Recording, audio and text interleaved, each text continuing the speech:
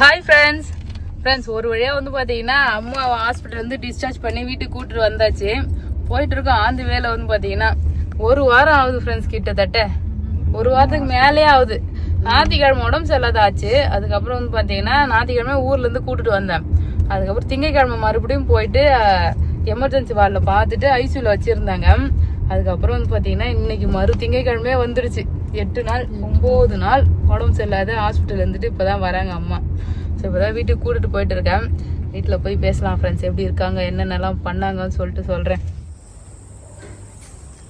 அம்மா ஊருக்கு கிளம்பிட்டாங்க. இன்னைக்கு 13 நாள் ஆகுது வந்து. அம்மா நாள் சங்கீதா விட்டு ஜாலியாக இருந்தாச்சு. நாங்கள் வீட்டுக்கு கிளம்பிட்டோம். இப்போ சரியாயிடுச்சாம்மா? இப்போ போய் அங்கே கூட போய் வெயிட்லாம் தூக்கக்கூடாதுமா. கொஞ்ச நாளைக்கு ரொம்ப வெயிட்லாம் தூக்காம உடம்பு நல்லா பத்திரமா பார்த்துக்கிட்டு 2 பேரும் ரொம்ப அதிகமாக ஸ்ட்ரெயின் பண்ணி இருக்கக்கூடாது. அதுக்கப்புறம் பழைய ரொட்டீனுக்கு வந்ததுக்கப்புறம் கொஞ்சம் நார்மலாக வேலை செய்யலாம்.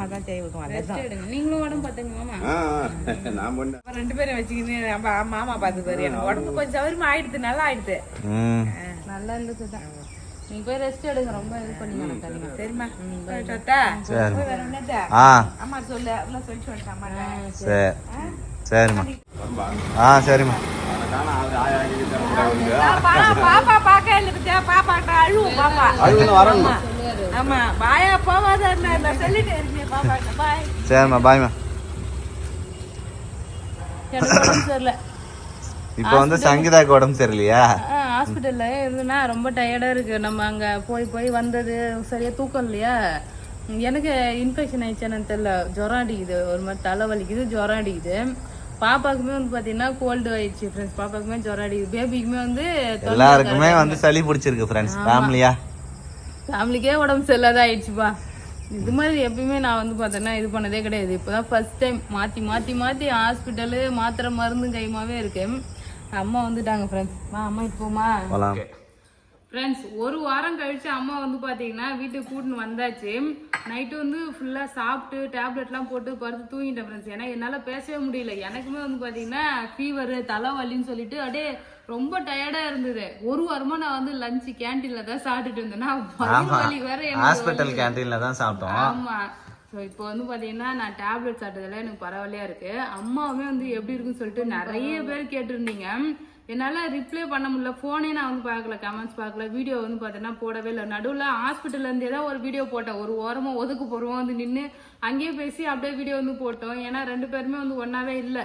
நான் வந்து ஹாஸ்பிட்டல் இருந்தா, பேபி வீட்டில் இருந்தாரு. பேபி ஹாஸ்பிட்டல் இருக்கும்போது நான் வீட்டில் இருந்தேன்னு சொல்லிட்டு மாற்றி அதுவும் வந்த உடனே வந்து பார்த்தீங்கன்னா சமைக்கிறது அப்படியே வேலை வந்து பார்த்தீங்கன்னா ரொம்ப பிஸியாக இருந்தது.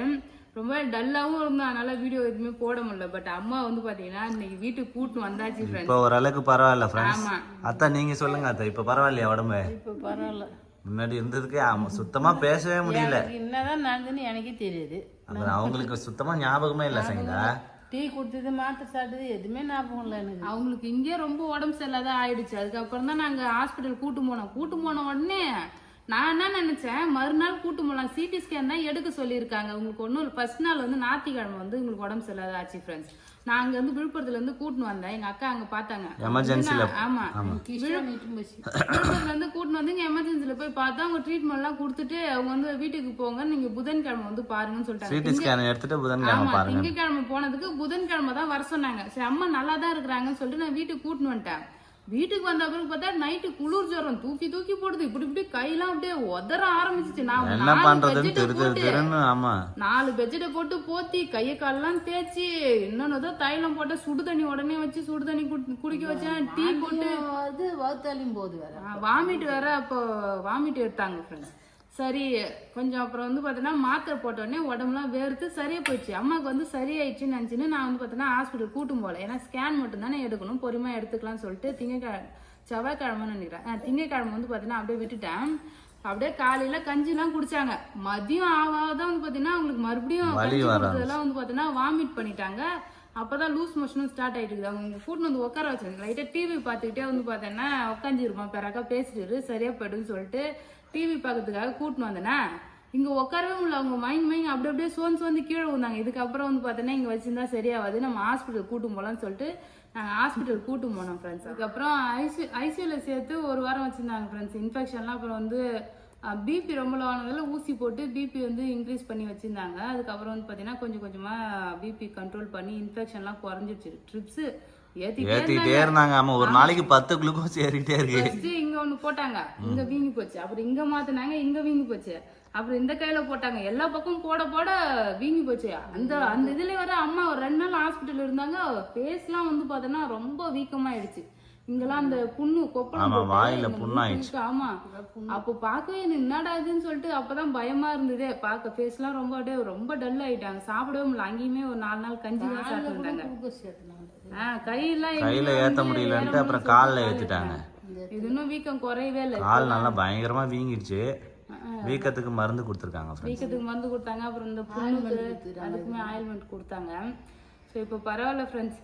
செம்ம டென்ஷனா இருந்தது. என்ன இது மாதிரி நான் வந்து என்னைக்குமே ஹாஸ்பிட்டல்ல வந்து இல்லை. அப்பாவுக்கு உடம்பு சரியில்லாத ஆச்சு.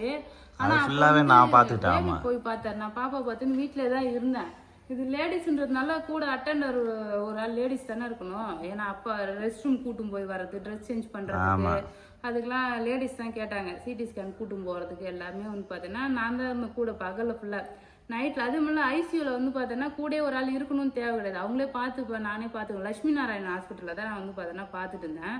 அவங்களே எல்லாமே பார்த்துட்டாங்க. மாத்திரை வாங்க, அப்புறம் வந்து பார்த்தீங்கன்னா ஏதாவது வேணும்னா மட்டும் கூப்பிட்டாங்க. மாத்திரை மருந்து வாங்குறதுக்கு எங்கன்னா கூட்டும் போது மட்டும் கூப்பிட்டாங்க. போய் பார்த்துட்டு அதுக்கப்புறம் பரவாயில்ல ஃப்ரெண்ட்ஸ். ஒரு வாரம் ஆனால் எப்படி போச்சுன்னே தெரில. பட் ஆனால் கொஞ்சம் கஷ்டமாக தான் இருந்தது.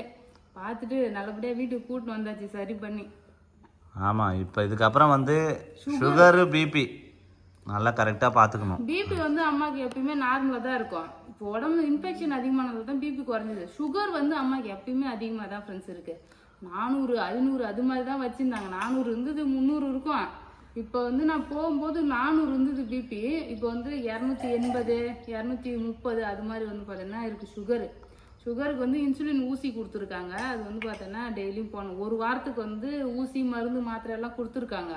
அது முடிஞ்ச உடனே மறுபடியும் ரிவ்யூவுக்கு கூட்டிருக்காங்க. போய் பார்த்துட்டு தான் சுகர் டேப்லெட்டா தரேன்னாங்க. ஏன்னா இவங்க தனியா போய் ஊசி எல்லாம் போட முடியாதுல்ல. அது வேற பயங்காட்டுறாங்க. இன்சுலின் ஊசி போட்டு 1/2 மணி நேரத்துக்குள்ளே சாப்பிடணும், ஊசி போட்டு பொறுமையா செஞ்சு சாப்பிட்டுக்கலாம்னு சொல்லிட்டு சாப்பாடு சாப்பிடாம இருந்தீங்கன்னா மயக்கம் வந்துடும், கோமா ஸ்டேஜுக்கு போயிடுவீங்க, உடனே ஹாஸ்பிட்டலுக்கு சேர்க்கலனா கூட வந்து உயிருக்கே அதுவும் ஆபத்து அப்படின்ற மாதிரி வந்து சொன்னாங்களா. ஆமா, இன்சுலின் இன்ஜெக்ஷனை நம்ம மட்டும் மானவரையே போடக்கூடாது இல்ல. அதனால எதுவாக இருந்தாலும் கரெக்டா போடணுன்றதுக்காக சொல்றாங்க. ஆமா, ஒரே பக்கம் போட்டாலும் கை சின்னதாயிடும்.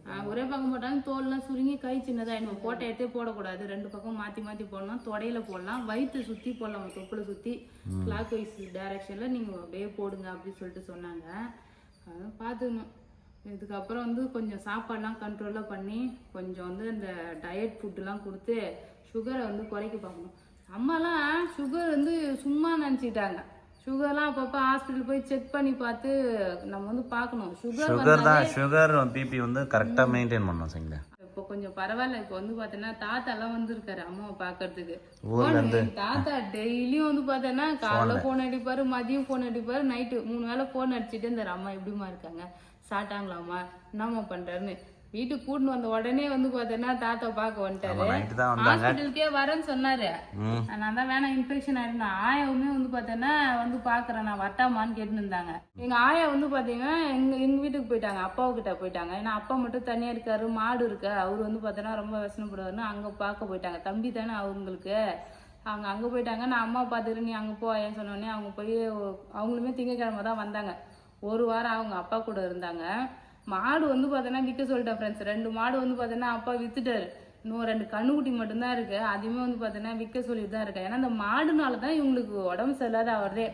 அப்பாவுக்குமே வந்து ஹார்ட் அட்டாக் வந்து கை கால்லாம் வந்து அவருக்கு ஸ்ட்ரோக் வந்துடுச்சு. மறுபடியும் மூளையில ஸ்ட்ரோக் வந்து கை கால்ல அவருக்கு ஒரு மாதிரி வெள்ளன்னு ஆயிடுச்சு. அதெல்லாம் சரி பண்ணியாச்சு. அவர் சரி பண்ணுமே மறுபடியும் போய் ஹாஸ்பிட்டல். அவர் மாடு மேய்க்குது, மாடு கூட வெயில்ல சுத்துறது நடக்கிறதுன்னு அவருக்குமே டயர்டாக தான் இருக்கும். இவங்க வந்து பார்த்தோன்னா சாணி வர்றது, மாட்டுக்கு தண்ணி வைக்கிறதுன்னு சொல்லிட்டு அந்த மாட்டு கூட இருக்கிறதுனாலே ரொம்ப வந்து உடம்பு சரியில்லாது. நானும் கூட்டு வந்து இங்கே வச்சுக்கிறனாலும் இவங்க வந்து இல்லை நானே பார்த்துக்கிறேன், அங்கேயே இருக்கிறேன் எங்கேயே இருக்கிறேன்னு சொல்லிட்டு மாடு கூட ரொம்ப கஷ்டப்பட்டுங்க. மாட்டெல்லாம் விற்க சொல்லிட்டேன். 2 மாடு வந்து பார்த்தீங்கன்னா வித்துட்டாங்க ஃப்ரெண்ட்ஸ். இன்னும் 2 கண்ணுக்குட்டி தான் இருக்கு. அது வந்து கொஞ்சம் பரவாயில்ல ஃப்ரெண்ட்ஸ். இதுக்கப்புறம் வந்து பார்த்தீங்கன்னா ரெகுலராக வீடியோ போடுவோம். ஸோ அப்போ வந்து எங்களால் வீடியோவே போட முடியல, அந்த சுச்சுவேஷனே இல்லை.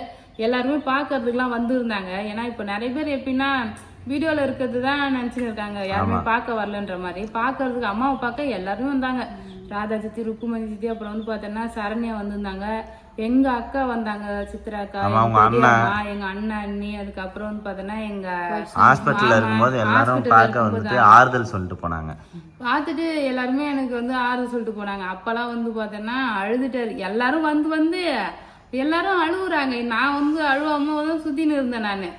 அப்புறம் எல்லாரும் வந்து ஃபீல் பண்ணும் போது எனக்குமே அப்புறம் ரொம்ப கஷ்டமா இருந்தது. நானா கொஞ்சம் தைரியமா தான் இருந்தேனே. அப்புறம் எல்லாரும் பார்த்துட்டு பழம்லாம் வாங்கிட்டு வந்து கொடுத்துட்டு போனாங்க. கொஞ்சம் வந்து ஆறுதல். இப்போ பார்க்க வர்றதுனால வந்து ஏஞ்சி உக்காந்துக்கு போகிறது கிடையாது, இருந்தாலும் பார்க்குறவங்களுக்கு கொஞ்சம் ஆறுதலாக இருக்கும்ல. அப்புறம் என்னோட ஓரகத்தி மாலதி அக்கா, பிரகாஷ் மாமாலாம் வந்து பார்த்தோன்னா ரொம்பவே சப்போர்ட் பண்ணாங்க. அவங்க வந்து பார்த்தோன்னா ஹாஸ்பிட்டல் வந்து அப்பப்போ வந்து அவங்களே ஒரு 2-3 தடவை வந்து பார்த்தாங்க. மேனக்கா நானே பார்த்துருந்தும் போது இல்லை உனக்கு வந்து பார்த்தோன்னா ஆறுதலாக இருக்கும், தனியாக இருப்பல்ல, அதனால சொல்லிட்டு அவங்க வந்து ஹாஸ்பிட்டலில் அவங்க பேசிட்டு இருந்தாங்க. 2-3 வீடு வந்து பார்த்தாங்க. ஆமா, அவங்க ஐசியூல மாத்தினாங்கல்ல, எமர்ஜென்சி வார்டுக்கு போய் சேர்த்த உடனே வந்து உக்காந்துருந்தாங்க. ரொம்ப நேரம் 11 மணி வரைக்கும் உட்காந்து பேசிட்டு என்னை கூட்டிட்டு வந்து வீட்டில் விட்டுட்டு அதுக்கப்புறம் தான் போனாங்க. ஏன்னா பேபி அங்கேயே ஹாஸ்பிட்டல்லே தங்கி இருந்தாங்களே, அதுக்கப்புறம் என்னை கூட்டிட்டு வந்து விட்டுட்டு பேசிட்டு போனாங்க. ஸோ அத்தையும் எங்கள் வீட்டில் இருந்தாங்க. அத்தை வந்து பார்த்தோன்னா பாப்பா பார்த்துட்டு இருந்தாங்க. ஸோ அவங்க வந்து இருந்ததும் எங்களுக்கு அப்போ சப்போர்ட்டாக தான் இருந்தது. ஏன்னா பாப்பா வந்து ஹாஸ்பிட்டலுக்கு கூட்டின்னு போக முடியல. அவள் இங்கே இருந்ததுக்கே வந்து பார்த்தோன்னா நான் அப்பப்போ வந்து பார்த்துக்கே இன்ஃபெக்ஷன் ஆயிடுச்சு. ஹாஸ்பிட்டல் போய் வரது அவளுக்கு வந்து சளி பிடிச்சிக்கிட்டு ஜுரம் அடிக்குது. ஹாஸ்பிட்டலில் இவ்வளோ கூட்டு போய் வச்சு பார்த்துருந்தோன்னா இன்னுமே ரொம்ப கஷ்டமாகும். பிரதாப் வந்து பார்த்தீங்கன்னா கூட இருந்தாங்க. அவங்க தான் விழுப்புரம் போயிட்டு அம்மாவை கூட்டின்னு வருது. அதுக்கப்புறம் வந்து பார்த்தீங்கன்னா ஹாஸ்பிட்டல்லே வந்து பார்த்தீங்கன்னா அட்மிட் பண்ணும்போதும் கூட இருந்தாங்க. ஃபர்ஸ்ட் நான் சண்டே வந்து ஹாஸ்பிட்டலில் பார்த்தோம்ல, அங்கேருந்து இங்கே கூட்டின்னு வரதுக்கே மணி 9-10க்கு மேலே ஆயிடுச்சு. 10-11 கிட்ட ஆயிடுச்சு. அங்கே வெயிட் பண்ணி அதுக்கப்புறம் வந்து பார்த்தீங்கன்னா கூட்டின்னு வந்து வீட்டில் விட்டுட்டு, அப்புறம் ஜஸ்விதா வந்து எப்பவுமே அவங்க வீட்டில் வந்து நல்லா விளையாடிங்க சித்தப்பான்னு சொல்லிட்டு. ஆமா, எங்க சித்தி வீட்டில் தான் முக்கால்வாசி நேரம் சித்தி வீட்டில் தான் இருந்தாரு. ஜஸ்விதாவை பார்த்துக்கிட்டாங்க. அவங்க வந்து பார்த்தோன்னா ஜெசிதாவை பார்த்து நாங்கள் ஊருக்கெல்லாம் கூட்டும் போய் அதுக்கப்புறம் வந்து எங்களோட நினப்பு இல்லாமல் வந்து பார்த்தீங்கன்னா எல்லாரும் கூட எங்கள் அத்தை இருந்தாங்களா, பிரதாப் வந்து கூட்டும் போனாங்க. அப்புறம் அங்கே சொன்னேன்னு சொல்லிட்டு அவங்க அத்தை கூடலாம் போய் ஜாலியாக விளையாடிட்டு கொஞ்சம் நல்லா இருந்தா. அப்புறம் மலையனூருக்குலாம் ஒரு கூட்டும் போனாங்க, கோயிலுக்கு போனாங்களா. ஸோ இவளை கூட்டும் போய் எல்லாருமே பார்த்துக்கிட்டாங்க. அதை பொறுத்த அளவுக்கு வந்து பார்த்தீங்கன்னா ரொம்ப சந்தோஷமா இருந்தது. ஏன்னா குழந்தைய வச்சு நானே பார்த்துருந்தா ரொம்ப கஷ்டமா இருந்திருக்கும். இதுக்குதான் 4 பேர் உறவுகள் வந்து பார்த்தீங்கன்னா கூட இருக்கிறது. எல்லாருக்கிட்டையும் வந்து பார்த்தீங்கன்னா ஒத்துமையா சந்தோஷமா பேசிட்டு இருந்தேன்னா ஒரு நம்ம கஷ்ட காலம் வரும்போது எல்லாரும் நம்ம கூட வந்து நிற்பாங்கல்ல. ஸோ அப்போ வந்து பார்த்தீங்கன்னா நமக்கு ஒரு ஆறுதலாகவும் சந்தோஷமாகவும் வந்து பார்த்தீங்கன்னா இருக்கும். ஆமா, ஏன்னா எங்க ஆயாவுமே எங்க அப்பா அங்க கஷ்டப்படுவாங்கன்னு சொல்லிட்டு அங்க போய் அவங்க வந்து கூட இருந்தாங்க. ஸோ எல்லாருமே வந்து பார்த்தீங்கன்னா ஹாஸ்பிட்டலுமே வந்து பார்த்ததெல்லாம் ரொம்ப சந்தோஷமா இருந்தது ஃப்ரெண்ட்ஸ். ஒரு இதுவாக இருந்தாலும் நம்ம கூட துணை பேசுறதுக்கு ஆறுதல் சொல்றதுக்கு வந்து பார்த்தீங்கன்னா அப்போ எல்லாருமே வந்து நின்னாங்க.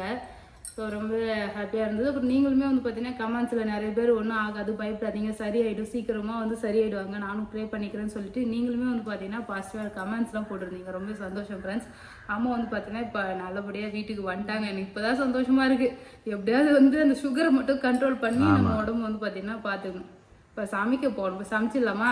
ஓகே. என்ன தாத்தா வந்து பழைய படம் கேட்க ஆரம்பிச்சாரா? ஃப்ரெண்ட்ஸ், தாத்தா வந்திருக்காரு. அன்னைக்கு வந்து லாஸ்டா வீட்டில் விட்டு வந்தோம்ல ஃப்ரெண்ட்ஸ். அதுக்கப்புறம் இப்போ தாத்தா வந்திருக்காரு. அன்னைக்கு வந்து 3 படம் பார்த்தாருல, இன்னைக்கு வந்த உடனே ஒரு படம் சொல்லிட்டாரு. திரிசூலம் வைக்கணுமா அவருக்கு. ஆர்வமா இருக்கிறாரு தாத்தா பழைய படம் பாக்குறதுக்கு. பொண்ணை பாக்கிறதுக்கு படமும் பாப்பாரு. ஆமா, அவ்வளவுதான் ஃப்ரெண்ட்ஸ். திரிசூலம் தான் போட்டிருக்கேன் அவர் பாக்குறதுக்கு. நான் அதுக்குள்ள வந்து கொஞ்சம் பால் போட்டுறேன். பால் அம்மா வந்து பசிக்குதுனாங்க. சக்கரை இல்லாத பால், ஹாஸ்பிட்டல்ல சக்கரை இல்லாத பால் டீ குடுக்குறாங்க. எனக்கு வேணா, குடிக்க மாட்டேன், எனக்கு வேணான்றாரு. நீ வேற அரை சக்கரை போட்டு வாங்கி வந்து கொடுத்தியா? தம்பியே பரவாயில்ல, அரை சக்கரை போட்டு கொடுத்தது நீ என்ன என்னை கொடுமைப்படுத்துறேன்றாங்க. என்ன சக்கரை இல்லாம தான் குடிக்கணும். ஆமா, பிக்னிக் வந்த மாதிரியா? போன காட்டா எங்க போன காட்டா வீடியோ போன கூட காட்டு, அதை காட்டு, எனக்கு இதை வச்சு கூட அதை வச்சு கூடாதுன்னு சொல்லி கேட்டுக்கிறாரு அவரு. உடம்பு பட்டு தான் கூட்டின்னு வந்துக்கிறேன். இதுக்கப்புறம் ஆஸ்பத்திரி பக்கமே போக கூடாதுன்னு சொல்லிட்டு பால் மட்டும்தான். ஓகே, ரவுண்டா போட்டு கொடுக்குமா சக்கரை?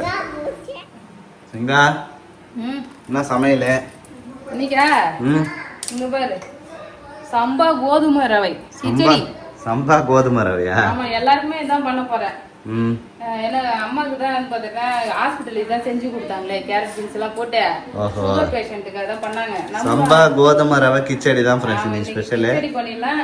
சாப்பாடுலாம் அரிசி ஊற வச்ச மதிய சாப்பாடுக்கு சாப்பாடுலாம் செஞ்சு வச்சுருவாங்க. நான் அப்படியே வந்து பிரான் வாங்கிட்டு வந்திருக்காரு. ஸோ அதான் சமைக்கலான்னு இருக்கேன் ஃப்ரெண்ட்ஸ். மீன் குழம்பு வைக்கலான்னு பார்த்தா மீன் இல்லை. ஸோ என்ன பண்ணுறதுன்னு தெரியல. ஏதாவது டயட் ஃபுட் இருக்குதுன்னா கமெண்ட் பண்ணுங்க ஃப்ரெண்ட்ஸ். சுகர் வந்து பார்த்தீங்கன்னா கண்ட்ரோலாக வச்சுக்கிறதுக்கு உங்களுக்கு தெரிஞ்சதை கமெண்ட் பண்ணுங்கள். ஸோ இதுக்கப்புறம் வந்து பார்த்தீங்கன்னா அம்மா ஓகேவா தான் ஃப்ரெண்ட்ஸ் இருக்காங்க. அவங்க வந்து கொஞ்சம் சுகர் மட்டும் தான் கண்ட்ரோல் பண்ணிட்டோன்னா அவங்க வீட்டுக்கு வந்து பார்த்தீங்கன்னா போயிடுவாங்க. அவ்வளோதான் ஃப்ரெண்ட்ஸ். அம்மா இப்போ வந்து பார்த்தீங்கன்னா நல்லா இருக்காங்க. நிறைய பேர் நான் ப்ரே பண்ணிக்கிறேன்னு சொல்லியிருந்தீங்க. ப்ரே பண்ண எல்லாருக்குமே ரொம்ப தேங்க்ஸ். ஆறுதலாக பேசினா எல்லாருக்குமே ரொம்ப ரொம்ப தேங்க்ஸ் ஃப்ரெண்ட்ஸ். ஏன்னா கமெண்ட்ஸ் பார்த்தேன் அப்பயும் கொஞ்சம் வந்து பார்த்தீங்கன்னா கவலைப்படாதீங்க எல்லாம் சரியாயிடும் அப்படின்னு சொல்லியிருந்தீங்க. அப்புறம் திருஷ்டி பட்டிருக்கோம் அப்படின்னு கூட சொல்லியிருந்தீங்க. சுற்றி போடுங்கன்னு சொல்லிட்டு பக்கத்துல ஆமா கோயிலுக்கு தான் போகலான்னு இருக்கோம் நாங்க. அம்மா கொஞ்சம் வந்து நல்லா ஆயிட்டாங்கன்னா வச்சுங்க கால் வீக்கெல்லாம் குறைஞ்சிச்சுன்னா போய் வரணும். ஆமா. ஸோ அவ்வளோதான் ஃப்ரெண்ட்ஸ். நம்ம அடுத்தடுத்த வீடியோவில் இதுக்கப்புறம் பார்க்கலாம். எனக்கு இது மாதிரி சோகமாக வீடியோ போகிறதே எனக்கு அவ்வளோ வராது ஃப்ரெண்ட்ஸ். பிடிக்காது. நான் எப்பயுமே சோகமாக வந்து பார்த்தீங்கன்னா என்னோட சோகத்தை வெளிக்காட்டவே மாட்டேன். ஸோ அதனால தான் நான் அந்த ஹாஸ்பிட்டல் இருக்கும்போது எதுவுமே நான் வீடியோ வந்து எடுக்கவே இல்லை. ஸோ அதுக்கப்புறம் எப்பயுமே நம்ம ஜாலியான வீடியோ தான் வரும். நான் எப்பயுமே ஜாலியாக தான் இருப்பேன். நம்ம வந்து ஜாலியான வீடியோஸ் தான் பார்க்கலாம் ஃப்ரெண்ட்ஸ். ஸோ அவ்வளோதான். டாட்டா பாய்.